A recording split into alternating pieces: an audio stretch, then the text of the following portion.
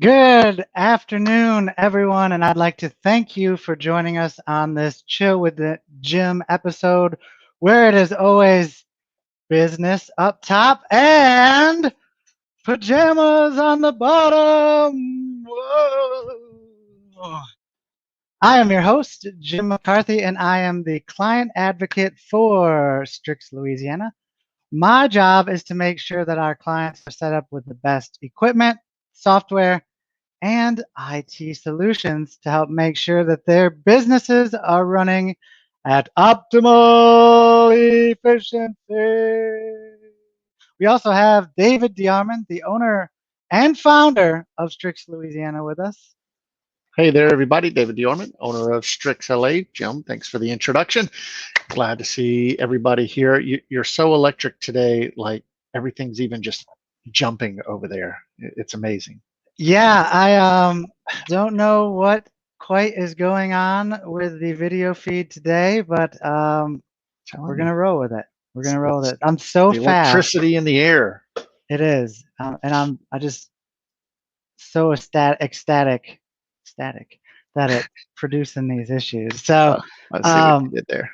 there, you got it. So that's just a little bit about Strix. Before we begin, at Strix Louisiana, we believe there is always a better, simpler, more secure way to do just about everything in this world. So what that means to us is our staff is constantly searching and adapting our processes to make sure that we do indeed have the best solution in place.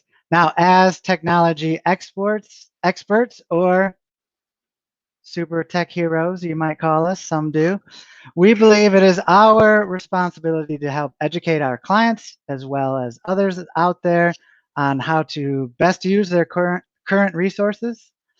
We want to bring awareness to any current security risks that are going on, and then just talk about some of the general trends that are going on in technology today. So before we kick it off, just a reminder, you can go and find all of these Chill with Gyms that we've done. We didn't miss we didn't miss a single week last year after we started. You can check out every single episode on the Strix Louisiana YouTube channel. If you subscribe and ring the little bell that's there, actually you're going to get notified every time that we go live so that you don't miss any of the Chill with Jim content. You can also go live onto our Facebook and watch us there as well. So that being said, let's go ahead. Let's get into the topic. Let's get jiggy with it and glide right into the topic for today. So, question out there for our 1.5 million users, I believe, maybe 1.75. What do you know about DNS records? And how much about SPF records do you know? I'm not hearing a lot of feedback out I'm there. So not seeing a whole lot. you may not know a whole lot, or you're just a little bit too shy to ask. That's okay because we're going to tell you all about it today in this episode of Chill with Jim. We're going to discuss the different types of DNS records, what they do, and we're actually going to also touch on the importance of good SPF records when it comes to email marketing. So, yeah, you're like, what were those letters that you just said, and what are we doing? Just hang in there. We're about to go ahead and let you know a little bit more about each. So, what does DNS even mean? Well, according to Wikipedia, DNS stands for deoxyribonucleic acid, which is a molecule based off of two nucleotides that chain together in a double helix. Uh, wait, No, that's that's DNA. DNA. Oh, DNA. so that's DNA. My bad, my bad. We're gonna No, we're gonna have to start this whole thing over. DNS, what it stands for, all jokes aside, serious time, is domain name system. And so what the DNS does is it actually provides a translation of a networked machine or host's name, and it relates it to an IP address so that data is routed over the network correctly. Now, David, that sounds pretty tech heavy there. Can No, I you mean, break it? it's very straightforward. Very straightforward. You break it down for us just a little bit while I'm twitching like crazy on this Yeah, thing? yeah. So the idea really with DNS is that it takes something that's easy to remember, a name like maybe Google. You might have heard of that one, or maybe Microsoft.com or something like that. And it changes that into an IP address. And an IP address is a series of numbers, or if you're talking about IPv6, it could be numbers and letters. But it's a series of numbers or letters. It's very hard to remember. And so rather than try to remember all of these addresses, you remember a name, a Google. All DNS does is it translates google.com to whatever Google's IP address is, and it sends all of that traffic. It's just a translator. So it makes life much easier for us as humans because words are easier to remember than those crazy, crazy numbers. Yeah, thank you for that explanation, David. Now, what's pretty cool about this translation is it also works in reverse. Now, for security reasons, like a server on the network can do what's called a reverse lookup in order to make sure that only authorized assets are actually connecting. Now, David talked about being online. Some of the web servers will not allow a connection unless they can reverse map that IP address to a registered host name. So it's a big deal. By providing a worldwide distributed directory service, the domain name system, it has been a essential component of the functionality of the internet since 1985. And now everybody, 1985, that was a great year for all of humanity. You know what happened on that day? But I was born. no, I was born on that year, not that day. no, that would Yeah, make you old. I'm old enough to be considered old, yes, or not a spring chicken anymore, as they So say down so here. so you and DNS are the same age. We're the same age. I don't know its exact birthday, but if it was October 13, we were born on the same day. I bet it was. Uh, so yeah, that's a little bit about DNS. There's also things when you go into DNS called DNS Records, and now these are what keeps the internet working the way that us consumers expect it to work. There's actually new records that are being added all the time, and they add them in relation to the needs of the people using the internet.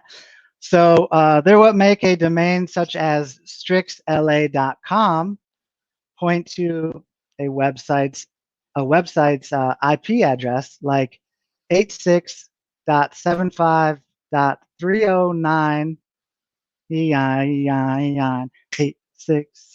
Oh, 8675. I thought you See were what I giving did our there? actual IP address there. I wish it was that. Then we could have a song about it. Um, With the last numbers being I. yeah, that's part of the translation that you get out.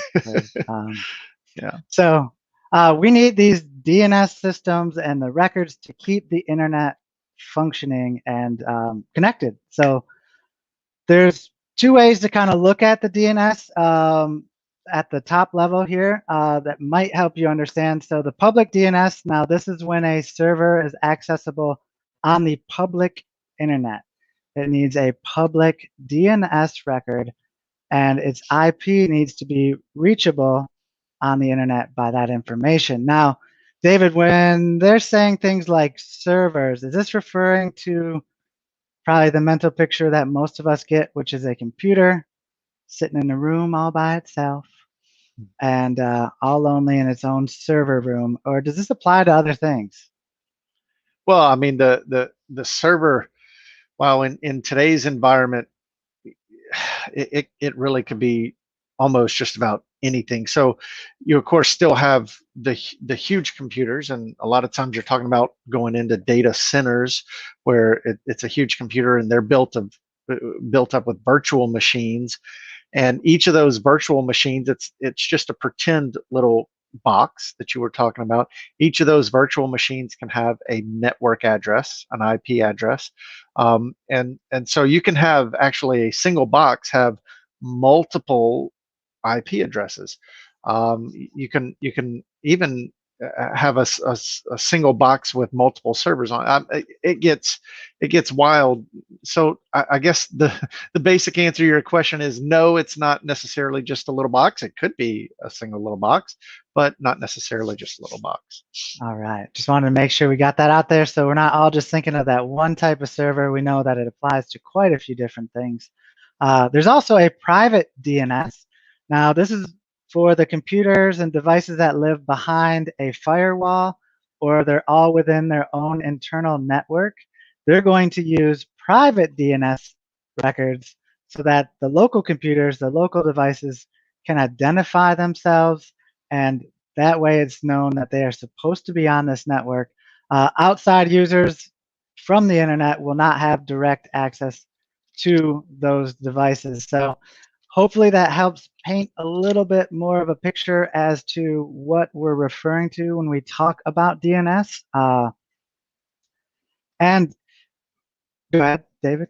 Well, if you'll allow me, Yes, please. And you're just to my left today, so I have to look over here for you. For you. So. So here's an example of DNS in action. I've got a command prompt open here, and what you see up in this command, I put in ping www.strixla.com. That is our DNS record, strixla.com. That's in the www part. We have DNS records that help us create that. And you see that it translates www.strixla.com, that gets translated to 172.67.132.250. That 172, all that's very difficult to remember, but that's where our web server exists. And so this is the translation going on, and this just shows you what DNS is doing in the background. We have the DNS records that that take www.strixla.com and translate it into this IP address. So that's it in action. Great visual. Action. Great visual there. Paints a little bit better of a picture. So, when you're on the internet and you go to a web page, there's actually going to be 4 different types of DNS servers processes involved when this web page is loading. There's a DNS recursor, a root name server, TLD name server, and an authoritative name server. So we are lucky. We click on it and it pops up, because I would hate to have to, first of all, remember all those names. Second of all, have to be running each one of those instances on my own to get in. And so anytime you're using the web, that's actually a big chunk of what's going on in the background. There's some other types of DNS records, and they include an MX, which is a mail exchange record. Now, this is going to specify an email server for the domain, and it's going to route out these outgoing emails to an email server. So now, David, I know this is a pretty important one for all of our users out there, and you've had quite a bit of experience. Do you have any insight to share on that, the MX records? Well, usually your mail provider, so whether that's Gmail or Microsoft if you're using Office 365, or whoever is providing your business email, they're going to give you the MX records that you need to set up in your DNS. And so yeah, I mean what it's doing, it's telling the rest of the internet, if you want to get an email to Strix or to whomever, here's how you get there. Here are the addresses. So like our MX records, we use Office 365. So our MX records are going initially to point to Microsoft and to Microsoft servers. Microsoft, the internet says, okay, here's an email for Strix. We send it to the Microsoft servers. Microsoft servers get it, and they say, okay, well, here we'll hand it off to Strix. Now, that it does get more complex. So if you look at our personal MX records, ours run through a mail filter first, and so our emails actually go through a product called Mail Protector first, and it filters out bad emails. And so, but again, they told us, here are the MX records that you need to set up for your DNS. And so now, and we made that switch. It was pointed at Microsoft. Now it's pointed at Mail Protector. We made that switch. We changed the DNS records, and all of a sudden the internet just knew exactly how to get emails to us. So that's what that MX record is doing. It's saying, okay, for email, we go to this particular server. Awesome. Thank you. That's a good example. There's quite a few different types. We're not going to go in detail on all of them. If you have questions along the way, just drop it in the chat and we'll be able to get to it for sure. There's a name server records. There's reverse lookup pointer records, kind of like what we talked about with the reverse lookup earlier. Certificate records, those ones are becoming more and more important because those are your encryption certificates. So I know for a lot of our clients, encryption is very, very vital to them and their compliance. The CMMC is one of the compliance that we help with, HIPAA and things like that. These encryption, everything should be encrypted along the way. And so these help translate after it's been encrypted. Got a service location record, and then text record, TXT. Now this typically is gonna carry the information that's over the sender's policy framework from the DMARC or the DKIM. We did have a question about DKIM in the beginning, so I thought this might be a good chance to address that. And so Dave, do you want to give it a crack? Yeah, I mean, well, what your SPF records or the sender policy framework, your DKIM, your DMARC, these are all different types of TXT records. So you see how kind of complex and deep this gets. But SPF, DKIM, DMARC, these are ways for your mail server, your email server, to tell a DNS server what is legitimate email. Okay, what we see out there is a lot of spoofing going on. So someone can use their own server and they can pretend to be strixla.com, and they can send an email from their own server and say that it's from strixla.com. And that's what we saw a lot of, just 5-10 years ago. So these DKIM records, the SPF records, DKIM records, DMARC records, what their intention is for Microsoft, our Microsoft email servers, to have a record in DNS, they're completely separate, that says these are the only kinds of emails that are allowed to send for this domain name. All right, so it's a verification. DNS went beyond just translation, and now it's verification. And this question came from Ellen, who was asking about her DKIM records and where to find and change the CNAME records that you need to properly implement DKIM. So DKIM you turn on with your email server, and it should tell you what CNAME record you need to set up. That CNAME record needs to be set up on your DNS server, your name server, which we talked about earlier, the NS records. A lot of times that's something like GoDaddy. If you register your domain with GoDaddy, then your DNS is managed by GoDaddy. We use Cloudflare. We use that for all of our clients. We migrate the name servers over to Cloudflare, and that helps us manage DNS. So your email server, Microsoft, is going to tell you what CNAME record to set up on your domain service, Cloudflare, and that way you know what is allowed to speak. Now, Ellen continued to ask, it makes the email from her CRM legitimate, right?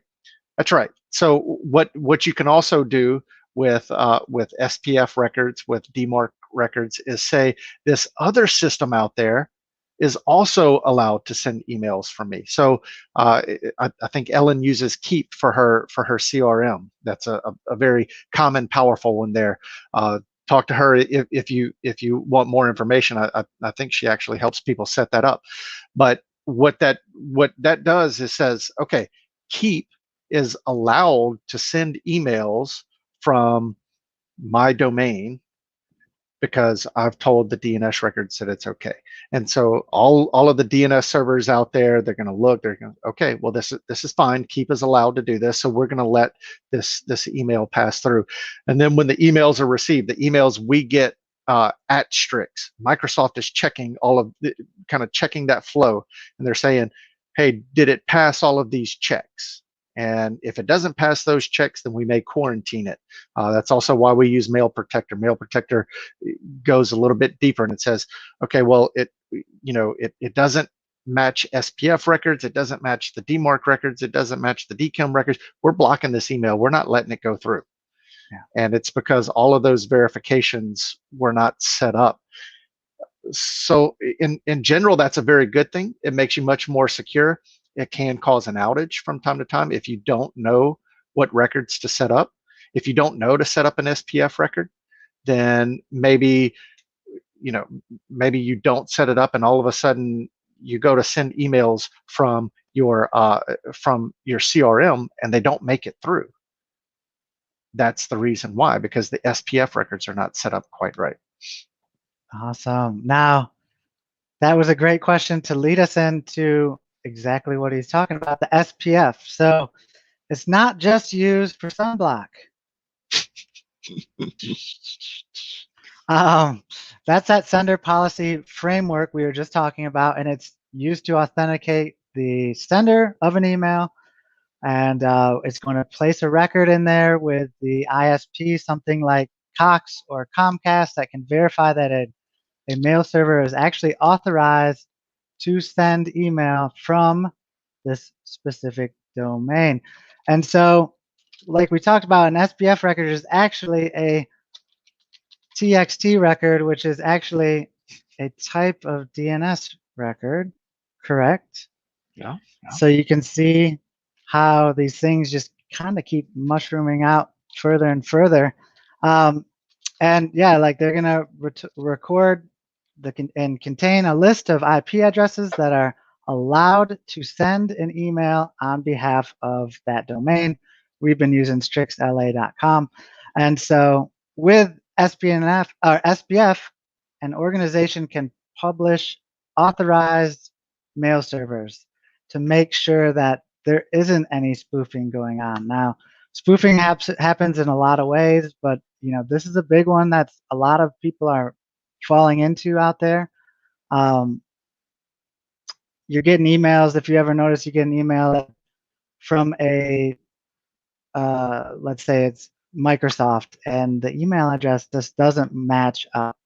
That's one of those ways you can tell that, hey, that's not an email actually from Microsoft. But with the spoofing, they can actually take it a step further and spoof a domain so it actually looks like it's coming from that domain, which is much harder to recognize. And that's one of the things that Mail Protector does for us, right, David, is it's going out, verifying all that.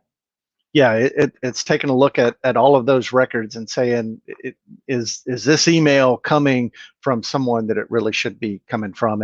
And it will rank it, just because it fails an SPF doesn't necessarily mean the email won't go through. But if it fails SPF and it's got some other signs of a fake email, then it will start to rank it. And we can adjust the settings on how sensitive Mail Protector is, what it blocks, what it doesn't block.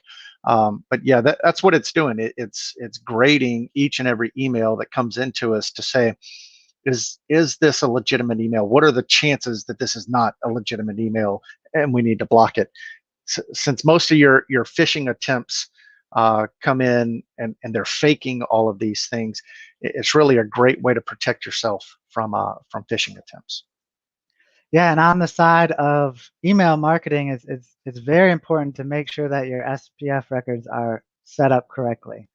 It's going to increase your domain's reputation and the deliverability of those emails. So if you have a marketing campaign, email marketing campaign, you're paying for how many people it goes out to. If your SPF records aren't set up correctly, maybe a third of those aren't getting through because they're marked as, hey, these don't look like they're coming from that domain. It says they're coming from Strix LA, but I don't see a certified 100% authorization of this. Yeah, that happens to a lot of people because they'll go to Constant Contact and they say, okay, I'm going to set up my Constant Contact. I'm going to do a big blast of emails. I'm ready to get some marketing done. And you go and you set it up and it pops up and says you need to add these DNS records. You're like, what is that? Click and man, I just want to send these emails. And you don't set up those DNS records. And then you send this blast out and the internet's like, no, you're not sending all these emails. There's no SPF record. And if you'd followed the instructions, then it would be okay. So obviously you must be faking it. And it starts blocking your emails. And that great campaign, you wrote beautiful copy for it. You had this great campaign going. It would have sold millions, and it got blocked because you didn't set up the SPF record. Yeah, so we're talking about your brand reputation here, so it's going to protect you against those domain impersonations, those email spoofings that we're talking about. So it's a big step to really protecting yourselves, and it's one of the foundational methods of email authentication, and it's still being used all the time. So it's very important to make sure that you set it up correctly. Now, we've had quite a few clients that have had this problem where they are doing a marketing campaign and it's not going out. We've actually even had it where some clients are noticing that their internal communications aren't going through, and that's when you got to dig a little bit deeper into making sure that all of these systems that talk to each other understand the relations between the person, the sender, the recipient, the email server, all of that.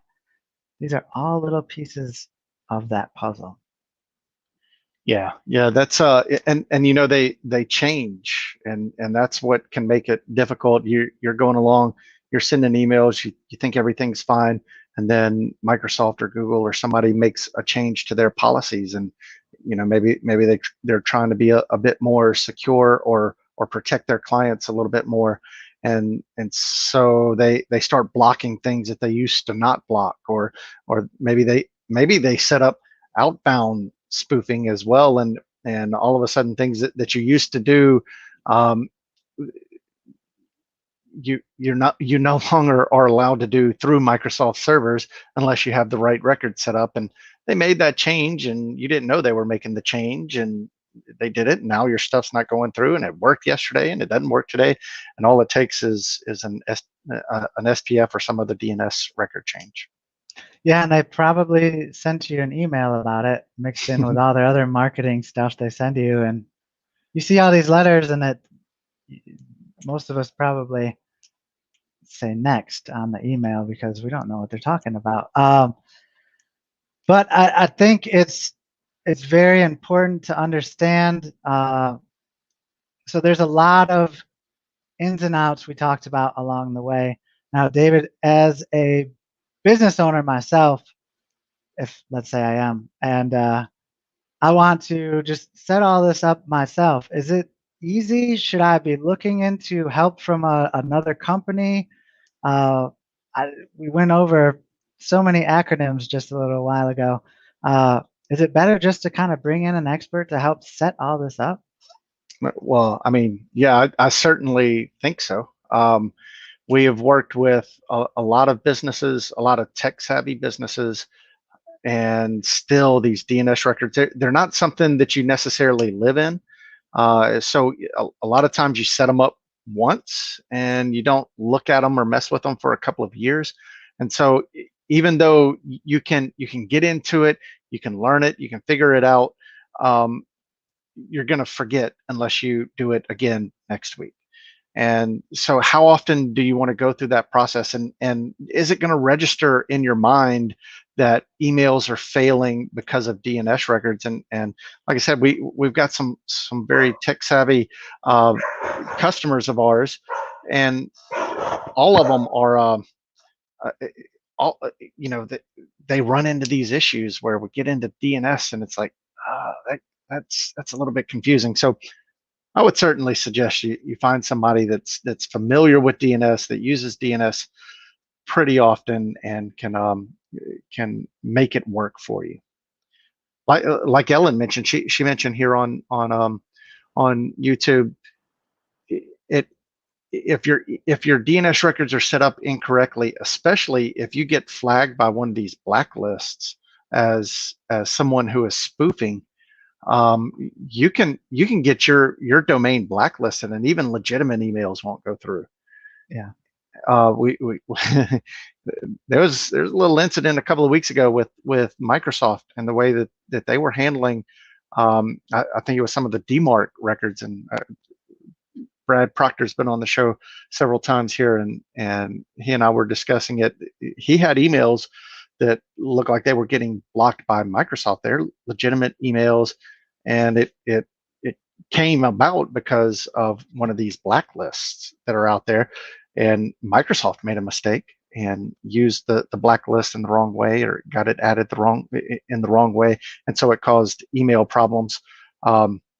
So it can get pretty complex pretty fast. There's so many moving parts with it all. Yeah, get somebody to help you out with that. Yeah, and those blacklists, when you're on there, it's really, really tough to get off. Yeah. I don't know if anyone has moved their location of their business and tried to get Google to update their address. That times 10, you can imagine getting your name off of those blacklists. It's just not an easy thing to do. There's going to be a lot of time. You have to prove a lot of things to get your name off of there. And it's not like there's just some central location where you can just say, all right, am I on that blacklist? Let me see. There I am. No, it's typically, you got to do a lot of research to get in there. So to have someone at least as a go-to to help you set all of this stuff up, when something does change, to have them to be able to bounce that idea off. Hey, it's saying that my DNS or my MX record was changed recently, and I need to put it in this program to talk to this program. We talk about integration a lot on Chill with Jim, and all of these things talk to each other. So, Outlook's talking to the server, Microsoft Exchange in the background, but maybe it also talks to your CRM. So now your CRM and Exchange are talking so that they can send emails. Well, right there you have another program that's going to need to be able to authentically send out this information. And so it's really good to have someone in your corner. Yeah, definitely. There are some vulnerabilities with DNS where attackers can exploit this. So another thing to think about is that side of it, not just what benefits it can have, but the destruction that can come along with it. David, did you have something there? Well, one thing that immediately comes to mind, we've talked about how important these DNS records are. You better protect your account that controls your name server. So if it's Google, if it's well, you can do Google too, but Google, GoDaddy, Cloudflare, Amazon, AWS, whatever you're using, the Routes 63, whatever they call it, all of those services, if someone gets into that, you're going to have a really bad day. So be sure that you're protecting your login information. Yes, I did a very good presentation in BNI the other week, and talked about passwords and how a lot of us will use someone in our family, probably our children, and put their name and put a 1 behind it. Oh, it requires me to do a capital letter, so I'll capitalize their name. And oh, I need a special character. I'll throw an explanation at the end of it. But this is one you really want to lock down. There's quite a few times where a website has been, the domain on a website has been taken over, and the people whose website it is, they don't know for such a long time, because I mean, how many times do you go to your own company website? Right. Probably not that often. But they can, once they get in there, they can do malicious campaigns. They can, well, that's how they can take some of the information, right, David? They can go ahead and steal some of your clients' information they're putting into your website. Yeah, there are tools. I think Harley Kimball showed us one of the tools to basically recreate a website. And so if I, as an attacker, decide I want to steal information from people that go to your website, I can make a copy of your website. And if I have access to your DNS records, I set your website up on my server, and I have those forms that people submit, maybe even payment information. I set up my own form. I set that information up to come to me, and I go into your DNS records. I point your website to my servers instead of your servers, and all of a sudden, all of your customers are coming to me. They're giving their information to me. And how long does that go on? If I'm very sophisticated, I can set it up. First, it sends the information to me, and then it forwards on to you. And you think everything's just working fine. I'm just a man in the middle. We've talked about that one before. I'm a man in the middle. I'm watching everything going in and out of here. I'm stealing information as it comes in, and it's all because I hacked your DNS, and now I'm in the middle. Yes, yes. And so imagine someone spinning up your exact website, so no one can even tell it's different, and putting these things into place, and you're still getting your notifications that everything's working. It's some pretty scary stuff. That's why you want to make sure, the DNS is going to be a great target for any of the cyber criminals. So you really, really want to lock that down. It's going to, relay all of that query information from your internal workstation to outside servers. So if an attacker gets in there, he's going to learn all of that behavior. He's going to probably be able to convert some of these channels and start, again, man in the middle, pulling data from here, pulling data from there. And so now it's leaking out of your internal workstations as well. Yeah, you could do that with email as well. We talked about those MX records, and you could set up an email server, or an attacker could set up an email server that actually captures all of your emails going in and out, and it forwards them to the right place eventually, but it goes through the attacker first. Lots of ways to attack with DNS. Yep. So that's a big one. And then with the SPF, it's talking about a great technique to authorize these emails. However, there are some limitations that we all need to be aware of. It doesn't always, well, actually, depending on how it's working, it doesn't validate the from header.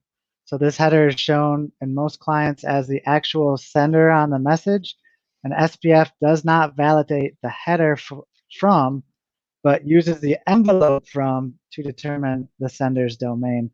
So you might see something in the from section that looks totally legitimate until you actually, as that's where you can hover over the name and see a little bit more information, right, David?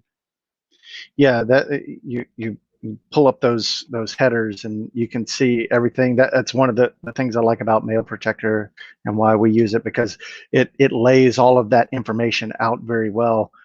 And so you can see exactly where an email is coming from, not where it's pretending to come from. Gotcha. And then SPF can also break some of the email processes if there is forwarding involved. So that's another one you got to watch, because at this point, the forwarder becomes a new sender of that message, which might make it fail the SPF checks along the way. So another thing you're going to want to watch out for. And the other thing that a lot of us would like to see one day is that a better reporting on the SPF records. Just be able to look at them a little bit more detailed. And I think that's one of the problems we're seeing along the way here. So very important to get all this stuff at least set up correctly, and then once it's set up correctly, it will change along the way, but it'll be much easier to maintain it, especially like if you have someone in your corner that you can just reach out to and drop a few questions every now and then. Chill with Jim, that's why we're here. So if there are any questions out there, you can go ahead and drop them in right now. This is a good time to ask them. Helen, thank you so much for the questions and interaction as well. We appreciate the support. And David, if you see anything pop up, let me know question-wise. Sure. Is there anything else, David, that you could think of that we should, I don't know, make our listeners aware of, our viewers? Yeah, well, there's a really cool tool out there. It's called mxtoolbox.com. So if you want to play around and kind of get an idea of what DNS records are out there, one thing you have to keep in mind, we talked about the public DNS, and that is public. And so all of these records that we talked about setting up, they're all public records. They can be pulled. I use MX Toolbox pretty often when I see someone's having some sort of trouble that looks like it may be DNS, and it's not necessarily one of our clients, because we have some other tools in place to very closely monitor DNS records for our clients. But mxtoolbox.com, you can go in and look up all of these DNS records for a given domain. So you can put in your domain. You can look at what your MX records are. You can look at what your other DNS records, your A record, which is usually pointing to your website. You can look up SPF records. You can look up DMARC records, all of those things, so that you can better understand what your DNS stance is. Maybe go look up someone else's information. There's nothing wrong with that. You're not looking under anything that you shouldn't be looking at. It's like I said, it's public information. So go out there and see what it all looks like, and maybe that'll help you better understand. If you're interested in digging in, that'll help you better understand what's going on out there. All right, useful tool from Chill with Jim crew. So go out, check it out. I haven't seen any questions come in yet, so yeah, I think we'll go ahead and wrap it up here, folks. Again, what's cool about the YouTube, our Facebook, and all of this, if you come back and watch these episodes and you do have questions, just drop it in Facebook, drop it in YouTube, reach out to us, and we always like to be helpful with the knowledge that we have, so we like to share it with who's ever out there that needs help. I'd like to thank everybody for tuning in. Now, if you didn't notice, this is our first Tuesday Chill with Jim that we've ever had in the existence of all mankind. I bet that's why your video is glitching. It is. I bet it doesn't even know what to do on a Tuesday at 3 p.m. It's so used to a Wednesday at 2 p.m. that it's like, I don't know what to do. Yeah, and it's like, how much can we distract Jim on this episode? So it is distracting. So but actually, the reason for the switch, Elon Musk, he really wanted to attend our Chill with Jim's live, but his schedule is really booked up on Wednesdays, so we did him a solid. Richard Branson had the same thing, so they wanted to come and tune in. So they were going to change their schedules, but we decided to throw them a bone this time. I mean, we've been pretty instrumental in getting SpaceX up and running, and the Virgin Galactic going, and so we thought we would help here too. Disclaimer: we did not help with any of that. That's like that really fast talk disclaimer at the end of the commercial. It's all there. You just have to slow it down a lot. Everything else we said is true, though. Yes, everything. So the new chill time, the new chill with Jim schedule is we're going to every 2 weeks, Tuesday at 3 p.m.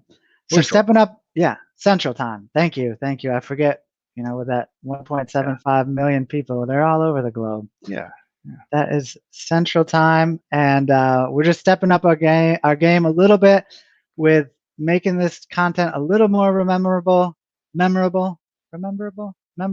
and astonishing. We're doing it twice a month now, so we can just make it that more impactful. And that's why it's so powerful that my camera's going crazy this whole time. I'm telling you, we might need to look at going back to once a week. I don't know if your equipment can handle us doing this. I don't know. Only twice a month with all the extra emphasis and impact. I'm struggling.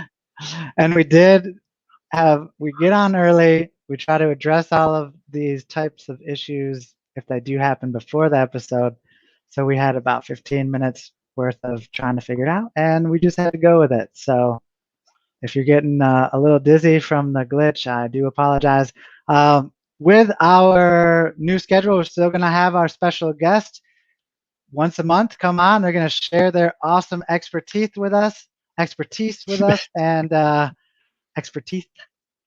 And David, actually, that is a great segue into asking you, what do we have on the schedule? Well, no surprise with that introduction. We will have special guests in 2 weeks. We're gonna have Courtney Sparkman and Harley Kimball. We talked about Harley a little while ago. He is a pen tester. He hacks people for a living, and he gets paid to do it. It's all ethical, right, Harley? It's all ethical. And we're going to have Courtney on here, who has been the recipient of some pen testing, again, ethical pen testing. Although because he owns a software as a service company, he's probably been the victim of some unethical pen testing as well. But that's why you do ethical pen testing, so that those unethical pen testers have less of a chance of breaking into your stuff. But we're going to have them both on the show at the same time. Harley's going to give his expertise. Courtney's going to give his experience. And so join us for that one. It's going to be very interesting as we dig into just what all of that is and what it means and what it feels like. It's going to be great. You're going to have both sides of the spectrum there. So the ethical hacker and the software developer that doesn't want his stuff hacked. So come bring your questions. They're both going to be on. It's going to be live. So if you do have anything specific to either of them, you just got to ask it and we'll get it answered. That's all. So we will see you then in 2 weeks from now, Tuesday, 3 p.m. Central Standard Time. Is that a C? Is that a C? Yeah. That's right. All right. So we'll see you there. It's going to be the same new chill time. The same new. And the same chill network. We do appreciate everyone for coming on. Thank you for the support. And we look forward to seeing you next week.